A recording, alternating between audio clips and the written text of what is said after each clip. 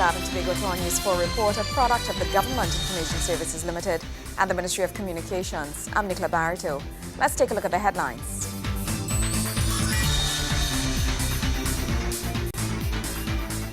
Residents of Chaguanas West receive grants from National Self-Help Commission. The Special Committee on Sustainable Tourism meet at the 24th meeting of the Association of Caribbean States. And in sports, Soca Warriors advance in the Gold Cup for the first time in over a decade. Thank you for joining us. The National Commission for Self-Help distributed grants to residents in the Chaguanas West constituency on Tuesday. Residents received grants worth over $10,000 to assist in repairing their homes. Over 25 residents of Chaguanas West received grants from the National Commission for Self-Help. Each grant is worth $10,000 and will fund the repairs of the recipient's home through a purchase order issued to a hardware supplier. The commission is part of the Ministry of Local Government and seeks to lend assistance to senior citizens, fire victims, natural disaster victims, and low-income families throughout the country. Local Government Minister Suraj Ratan Rambachan says the project is geared to improving the life of those who are less fortunate. The budget for the National Self-Help Commission is approximately $40 million a year. That is what it has to work with.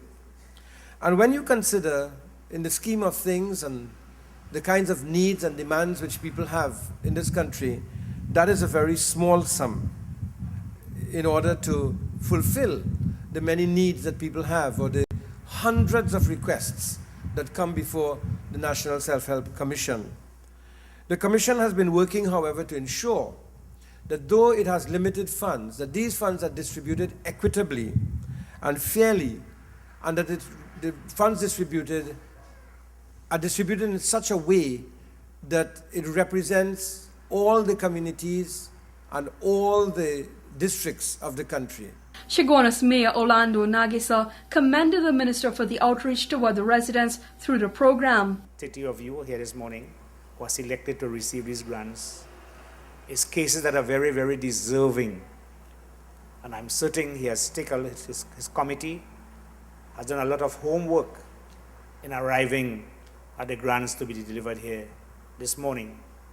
I hope that he will make good use of these grants, allow it to reflect your love for the Self-Help Commission and the government of Trinidad and Tobago for initiating a program like this that will be continued, as he mentioned. The program continues. Persons also in need of labor for conducting repairs to their homes can also request this service.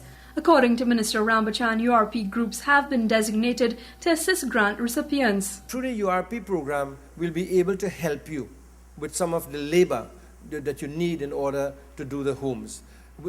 People say URP labor is used for all kinds of things, but I want to tell you, under my watch, URP labor is being used for very productive and very important activities. By September this year, over 100 persons would have received grants under the National Commission for Self-Help, providing improvement works to citizen homes across Trinidad and Tobago. Kimberly Ramkalawan, News 4. Caribbean leaders must maximize the benefits of tourism in a balanced and sustainable manner. This is one of the pieces of advice coming out of the 24th meeting of the Association of Caribbean States Special Committee on Sustainable Tourism. As tourism ministers from throughout the Caribbean prepare to hold their third meeting, the committee at the Association of Caribbean States responsible for tourism is meeting to discuss a number of issues. These include the establishment of the Sustainable Tourism Zone of the Greater Caribbean, the promotion of multi-destination tourism in the region, the promotion of safety and security in the regional tourism industry, the cooperation with international and regional agencies on sustainable tourism, and a program for the promotion of languages and cultures of the Greater Caribbean. Representing Trinidad and Tobago at the meeting is Permanent Secretary in the Ministry of Tourism, Juliana Johan Boudram. Addressing the other national representatives, Ms. Johan Boudram notes the importance of the meeting to the member states in the region.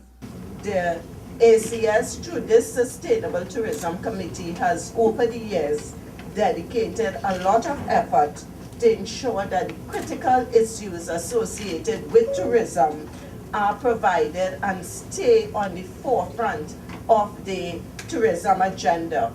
And this in itself is a great benefit for the sharing of knowledge and tourism best practices across our region. Ms. Boudram adds that the meeting will assist in shining a light on the benefits which tourism can bring to an economy and to the wider nation. She emphasizes that tourism leads communities to indulge in cultural preservation, just one of the many benefits tourism can bring. You are aware of the economic diversification factor and how tourism can be used as a tool to not only diversify our economy, but our economies, but also to ensure poverty alleviation, which is a great part of what we all as leaders in our country aspire to ensure. It is also a means of achieving balance and sustainable growth. And I believe that is one of the issues you will be addressing while you are here over the next few days. And as we speak of poverty alleviation, we talk about our rural communities and preservation of the natural assets of our country and our cultural assets also. Gregory McBurney, News 4. When we come back, Techno Kids Summer Camp. Stay with us.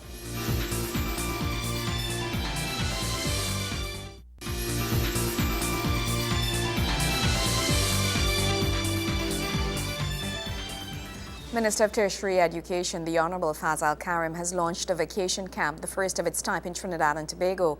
The summer camp will allow attendees to maximize their use of modern technology. The Ministry of Tertiary Education and Skills Training has launched a pilot program called Techno Kids, the theme of which is Imagine the Future. The vacation camp focuses on primary school children between the ages of 6 and 9 and provides them with the opportunity to learn valuable information and communication technology skills. The initiative is being conducted over the next 2 months at National Energy Skills Centres across Trinidad and Tobago. Addressing those at the launch on Saturday at the Rujunat Capildeo Learning Resource Centre, Minister Fazal Karim said it was a dream come true and it is something he wanted to happen. Because people might say, and the parents might ask a question, well, if you are the Minister of Tertiary Education, which is really a university, how come you're getting involved with these young children who are in the primary school during the school vacation? Well, I'll tell you why. The children who are here today are the university students of tomorrow. And this is what we are doing. We're equipping you with the skills and the technology. I am telling you that we're going to be tracking you, we're going to be looking at your progress as you go from this program. Every one of you seated here today, you are history makers and you will be world shakers. The initiative is sponsored by Blink B-Mobile, Petrotrin and Microsoft, all of which have noted the importance and significance of the first of its kind event in this country. When you look at Microsoft's tagline, it's Be What's Next. And when you look at Techno Kids, it is Imagine the Future. So you see Techno Kids and Microsoft, we're thinking the same thing. We're thinking about investing in the children because the children are not just the future. The children are our present, and we need to do things now. The opportunity to partner and to be a sponsor of this initiative for us helps to develop our local innovation, and it also helps to build the people that will be here to sustain the energy sector going forward. These are our future astronauts, these are our future engineers, these are our future doctors and scientists, geophysicists. All of the skill sets that we need as an organization to sustain ourselves. B-Mobile has donated 50 tablets to be given to camp attendees, which would add to the number of devices the kids would be exposed to. What you have to learn in this camp is the power of the device that you have in your hands. Because when you learn about the technology, it's going to open doors for you. It's going to make you able to do so many more things than you can do today. When we sit around our tables at TSTT trying to figure out what are we going to do next, how are we going to help our country, how are we going to help our citizens be successful, sometimes we don't even know what the technology is going to be. And when you sit in this camp, you have to open your minds and, like your tagline says, imagine, Blinkby Mobile, our tagline is Imagine Next. So we are really, really, really proud to be a part of this initiative and to work together with the teams on this platform to enable the future of our country to develop that power and to become our nation's success. The camps will take place at Debe, Laventille, Waterloo and Couva between the hours of 8:30 a.m. to 11:30 a.m. and is hosted by the NESC and YTEP. The TechnoKids are expected to return to the Learning Resource Center for the graduation ceremony at the end of the camp in August with a new perspective on the ICT devices that exist and the impact they have on our lives. Nikolai Edwards, News 4. With stakeholder support, the country banned the importation of chlorofluorocarbons on December 31, 2007. Today, the Trinidad and Tobago Bureau of Standards is seeking to ban CFC importation and is developing a hydrochlorofluorocarbon HCFC phase-out management plan. Preventing further depletion to the ozone layer starts with reducing and practicing safe use of chlorofluorocarbons, CFCs. Such compounds are found in refrigerants and are often used by individuals who service refrigerators and air-conditioned units. Ensuring that these practitioners follow stipulated guidelines and meet the requirements for the handling of such products was a topic at a stakeholder meeting hosted by the Trinidad and Tobago Bureau of Standards and the Ministry of the Environment and Water Resources. Permanent Secretary of the Ministry, Vidya Ramkilawan, says the time had come to fulfill these requirements to global safety standards and look at the introduction of alternative products if safeguarding the environment for future generations were to take place. Destruction of the ozone layer and unfiltered UV radiation has serious health and environmental consequences to life on Earth. Increased UV exposure has been shown to cause skin cancer, eye cataracts, weaken immune systems, and reduce plant yield. In addition, all gases which deplete the ozone layer also contribute to climate change and global warming, as they are greenhouse gases. We now are faced with phasing out hydrochlorofluorocarbons.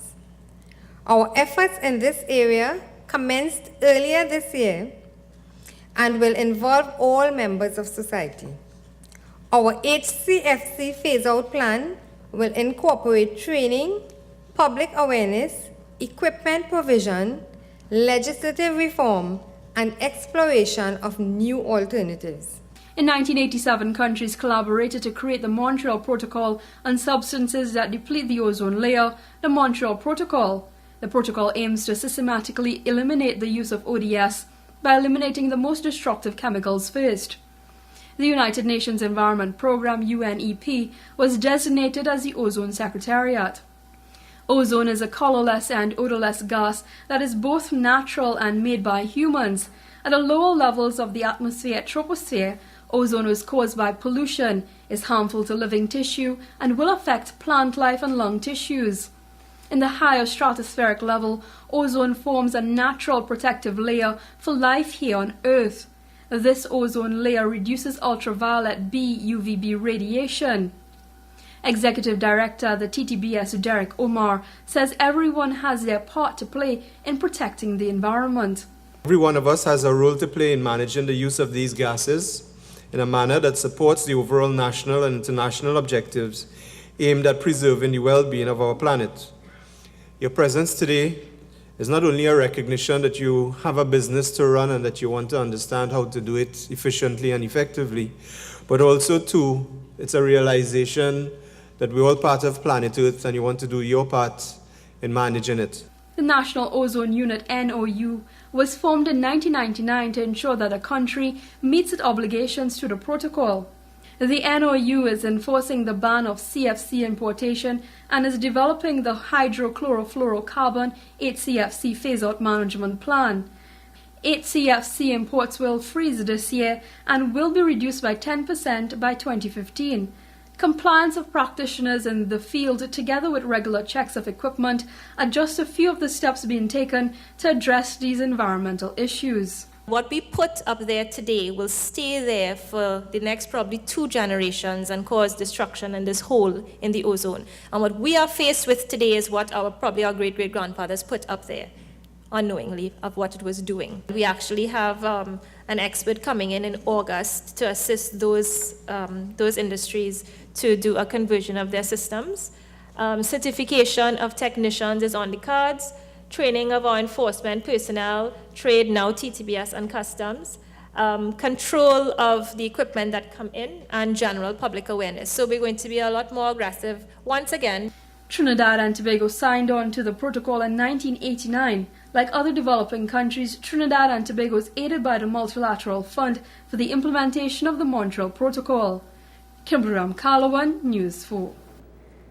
When we come back, Soca Warriors win in Gold Cup.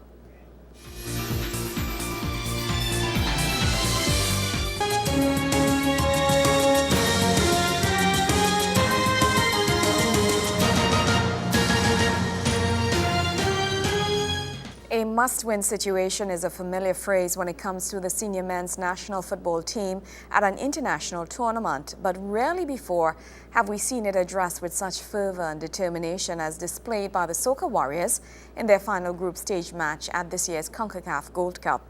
Wayne Cunningham and Nicholson Paul are in the United States covering the prestigious tournament for News 4 Sports.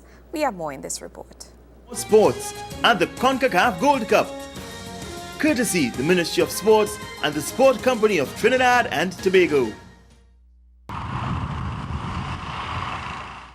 The affluent community of Post Oak was the base for the Soca Warriors ahead of their must-win final group stage match in the CONCACAF Champions League 2013. But the Warriors were not focused on the niceties of this Houston town, but on Honduras and a place in the quarterfinals. That focus showed early in the first half as Trinidad and Tobago dominated possession, but they were aware that this was not enough, especially after starting in a similar vein against Haiti, a game which ended in defeat for Stephen Hart's men. But in this match, the possession came with pressure, and that pressure proved too much for Jose Velasquez, and he was shown a straight red card for dangerous foul play. Despite being down to 10 men, the Hondurans managed to go in at the break without conceding a goal. That only lasted 3 minutes into the second half. Cornel Glenn is bundled over in the box, and referee Marco Rodriguez did not hesitate and awarded a penalty which was neatly dispatched by Warriors captain on the night, Kenwin Jones. Despite missing some chances, Jones was having one of his best outings in Warriors colours, and in the 67th minute, he turned provider, feeding Kevin Molina for goal number 2. TNT held on to that score as the final whistle sounded, the win taking them into the quarterfinal for the first time in over a decade. Trinidad Tobago, 100%! Coach Stephen Hart expressed delight at the positive manner in which his team played. Yes, we knew we had to play for the result, but more important for me was the positive approach which the team took. We tried to not only keep possession of the ball, but to attack and create some opportunities. And it's we need to do more of that to be successful. I think what was more instrumental was the positive manner in which they approached the game. Cornell in himself is only part of that, but we approached the game in a more positive way and tried to play the game in Honduras half of the field. You know very well our preparation was limited, and as they go on and they play these international games, they are starting to build off of it, hopefully. But I told them to go out and be positive and win, lose or draw. Play for the result. A result which these fans of the Warriors, and especially striker Darryl Roberts, were ecstatic about. Well, if they keep positive, they will win positive. Right? And they have to keep their head on. And with this old lady standing here, not easy. A sign in the cross, in the wall, in the road, in the sky, everywhere. All right. And God bless them. I'm Wayne Cunningham, reporting from the BBVA Compass Stadium in Houston, Texas, for News 4 Sports. News for Sports at the CONCACAF Gold Cup. Courtesy the Ministry of Sports and the Sport Company of Trinidad and Tobago. News 4 continues right after this.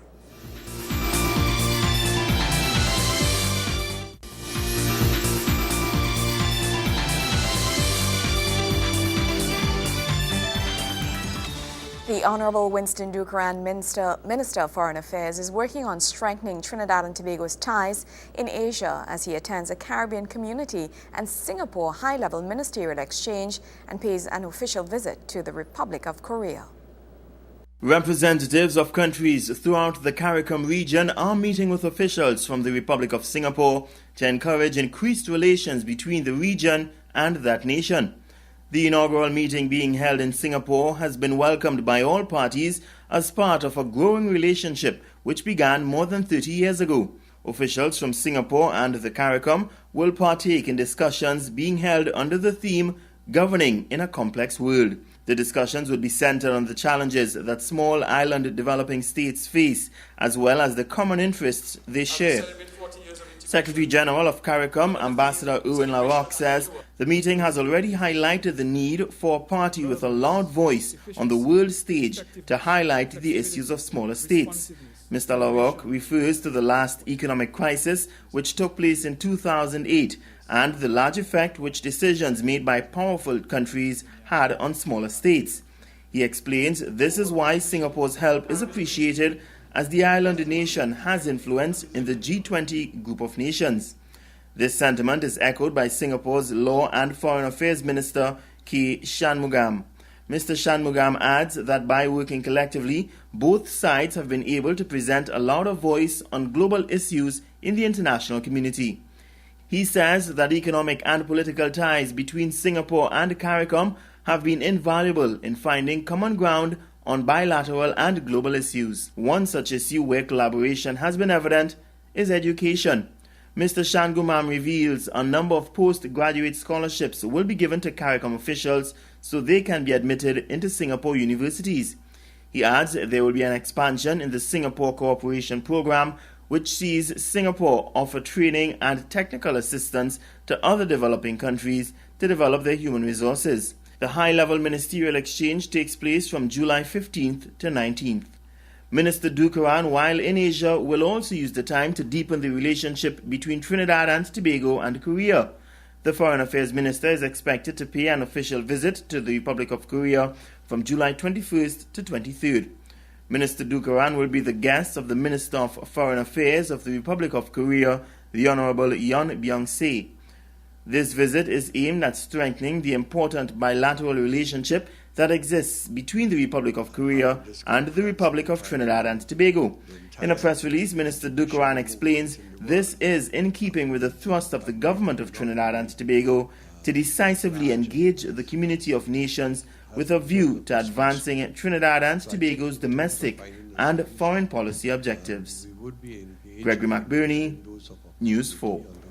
Well, that's how we wrap up this edition of our News 4 report, a product of the Government Information Services Limited and the Ministry of Communications. I'm Nicola Barito, but before we leave, we want to leave you with some footage from Houston, Texas, where the Soca Warriors fans celebrate the team's victory.